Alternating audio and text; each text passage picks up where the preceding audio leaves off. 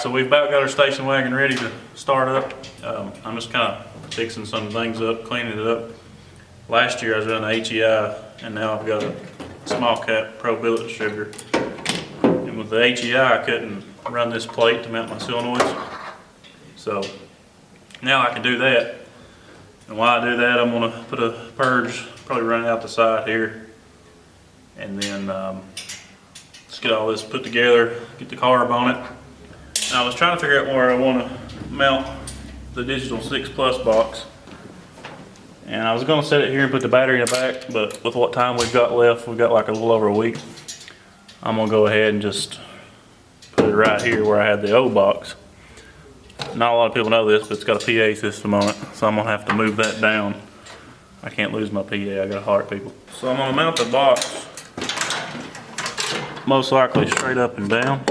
I don't have the room yet where the PA's at, but it'll go down a little bit. I want to mount it straight up and down so I can just come out here and make adjustments easily without having to get a short screwdriver or guess and not be able to see it as well, especially in the dark. So we'll get that, get the distributor in it, get it on top dead, get the carburetor on fuel lines, and check a nitrous system, fuel system, then try to fire it up.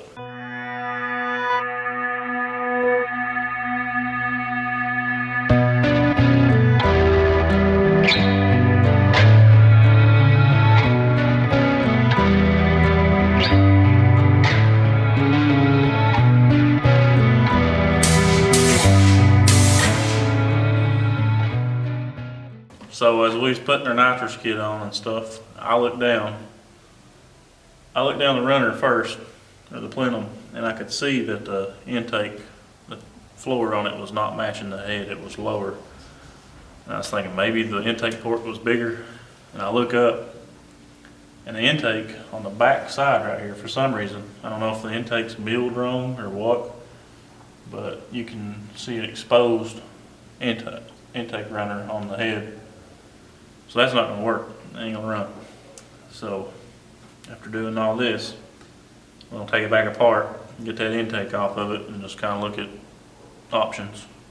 See what we can do. Nothing else, we'll throw that other intake on it. It's, like I said, it's eBay intake and the ports are real little, but that beats the hell out of this. Nothing else, we'll try to throw a little port job on it, or maybe can get an intake in here. I've been wanting to change anyways to a name brand, but we'll get it apart.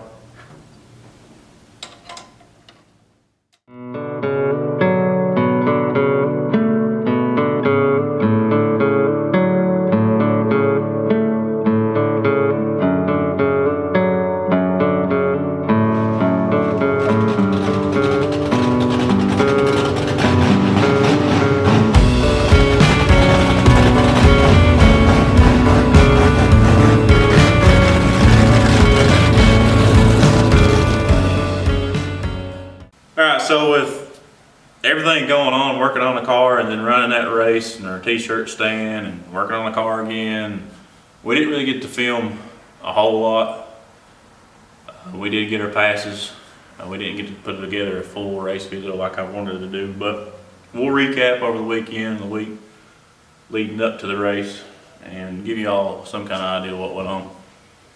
So to start off, after that little intake deal, we started running into little snags here and there, have to chase parts, wait for this, order last minute things, overnight it. And it was starting to look like we weren't going to get it together for the race, but you know, we just kept pushing. We got it together that morning, enough to make a pass. That morning of test and tune, that is, Friday. So we load the thing up, get up there, and my first pass out, that was the first pass of the day, so the track was dusty. You know, they've been working on it, so there was dust on it, but I didn't really care. We just pulled up there.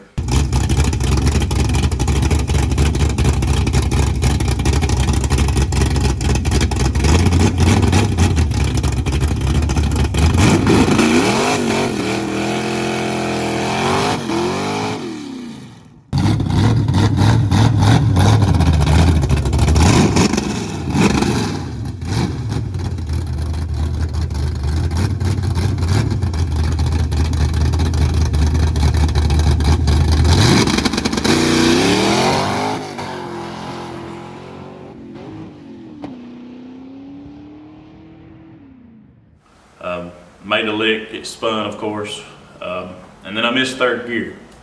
I didn't think nothing of that. So I go back, turn the rev limiter down. I'd left it 4 grand. I think I set it at 3, just so it bogged real hard. So, do my burnout, pull up there, of course it bogs down.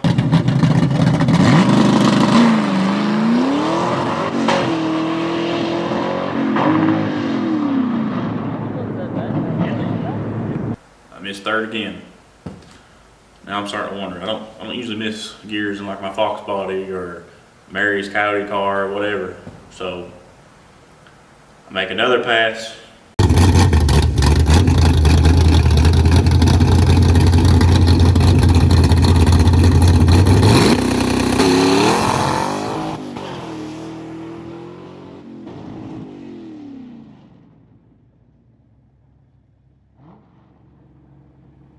Same shit. Make another pass, finally get it to take third, fourth, everything.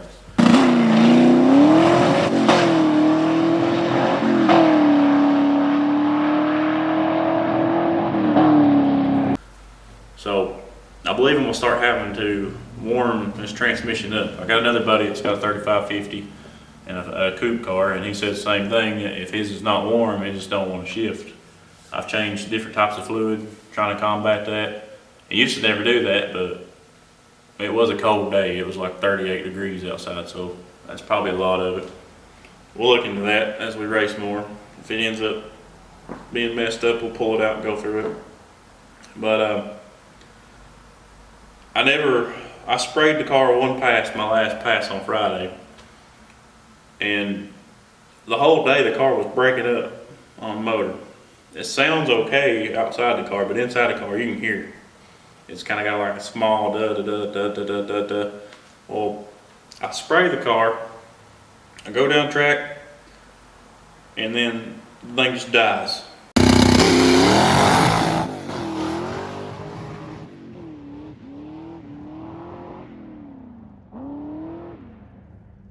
I had to leave it up there, and I thought, hey, hell, I might have run out of fuel or something. So, I got out of the button when it started acting up. Well, come to find out, after checking into it, the reason we was missing, there was a starter wire running from the solenoid over the battery. It had melted too, and it was touching. I guess the battery got low and it couldn't carry the current. So we ended up fixing that, and that seemed to help that. The next morning is when we finally figured it out. Well, we ended up checking plugs and stuff like that, and we had a accidental cross wire. Stuff happens, especially trying to hurry. And by the time I got that lined out, or my buddies got it lined out, I was running a race, I didn't fool with it. They had fouled the plugs. The plug was dead. I just bought a new set. I thought I had a set trailer. We didn't have a new set, but the guy we was racing, Ruthless Performance, their vet, they was waiting on us and we was trying to hurry. I told them just take the pass because we couldn't get the car to run. Well, when they found the crosswire problem, they waited on us. That was very nice of you guys. Y'all need to check them out, Ruthless Performance.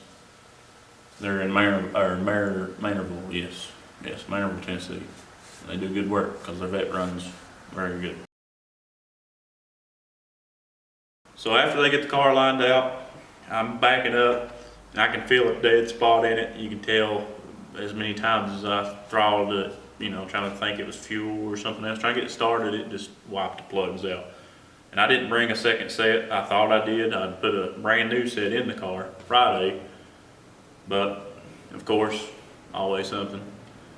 I pull it up there and I do my burnout. And you can't really hear the car outside of it, what it's doing, open headers and everything. But I could feel it in it, it was dead. I was hoping it'd clear out though, but anyways, we leave together. Again, I had the rev limiter still set at 3,000, so it dead hook went. I cram sank it in it.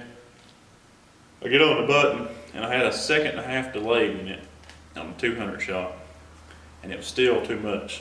It starts picking the car up. I get it in third gear, and it didn't want to go, so I had to slam it right back in, and that started letting him get on me. Because first through second, I was about like that, I guess you could say. And he was starting to creep back. Well, When I grabbed third, finally got it back in, I grabbed the button. When it started progressing, the car just shot right. And it shot right on me Friday too. This time it was a little bit harder, so it kind of pissed me off. I straightened it back up, slammed forth and grabbed the button, but they wouldn't know running it back in. This car run too good.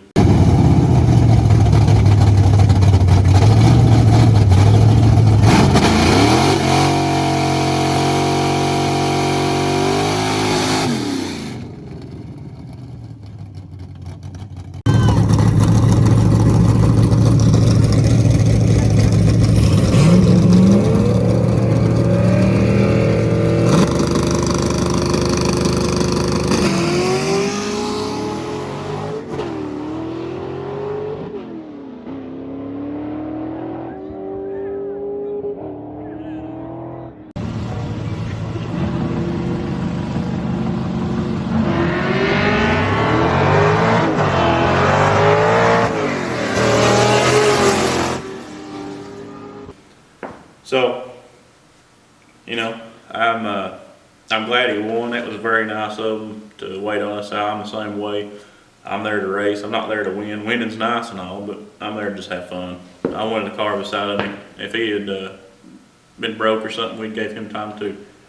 But, you know, overall, the car came home. We fixed her valve to clearance problem, or valve piston to valve clearance problem. Rev limiter helped a lot on that too, I'm sure. But you know, it's been a long fight to have the car drive back in the trailer after the race. So I'm pretty tickled with it. We're gonna put a new set of plugs in it, change a few things. I ordered a mini tub kit. That's another thing. Like after it's spinning up top like that bad, I've decided to go with 28-10-5. We're having another race May 7th at Knoxville. It's a back of the track race.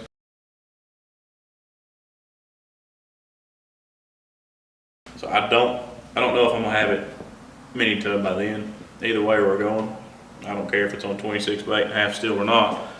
But hopefully the kit comes in and I've got time from work and everything to do it.